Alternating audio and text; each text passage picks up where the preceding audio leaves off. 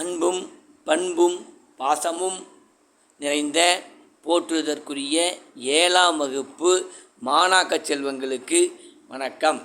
இன்று நாம் தமிழ் பாடத்தில் 2ஆம் பருவத்தில் பக்கம் 2இல் உள்ள கலங்கரை விளக்கம் என்ற கவிதை பேழை ஆகும். வானம் ஊன்றிய மதலை போல ஏனி சாத்திய ஏற்றருஞ்சென்னி விண்பொற நிவந்த வேயாமாடத்து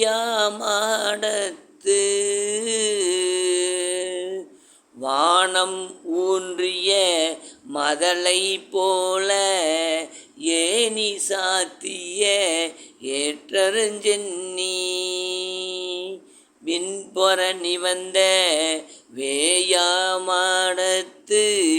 இரவில் மாட்டிய இலங்கு சுடர் நெகிழி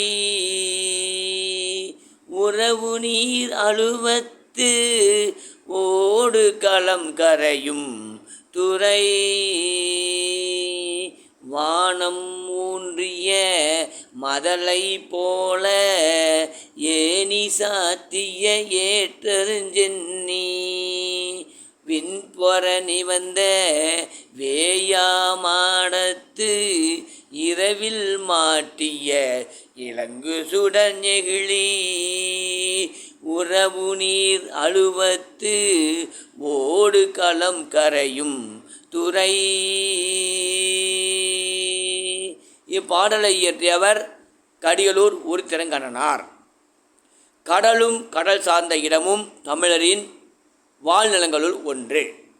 கடலோடு வாழ்ந்த தமிழர் தம் தொழில்நுட்ப அறிவால் களம் படைத்து அதனை கொண்டு மீன் பிடித்தும் வணிகம் செய்தும் வாழ்ந்து வந்தனர். கடற்பயணம் சென்று கரை திரும்ப தமிழர் கண்ட தொழில்நுட்பமே கலங்கரை விளக்கமாகும்.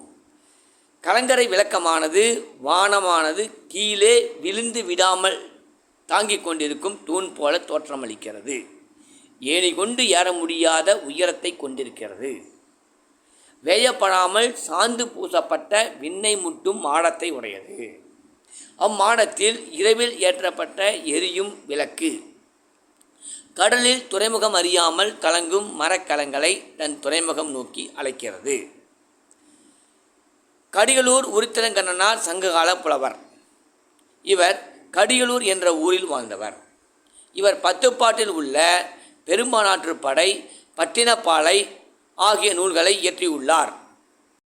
திருமுருகாற்றுப்படை, பொருணராற்றுப்படை, பெரும்பானாற்றுப்படை, சிறுபானாற்றுப்படை, முல்லைப்பாட்டு, மதுரை காஞ்சி, நெடுநல்வாடை, குறிஞ்சிப்பாட்டு, பட்டினப்பாலை, மலைப்படுகடாம் ஆகியன 10 பாட்டு நூல்களாகும்.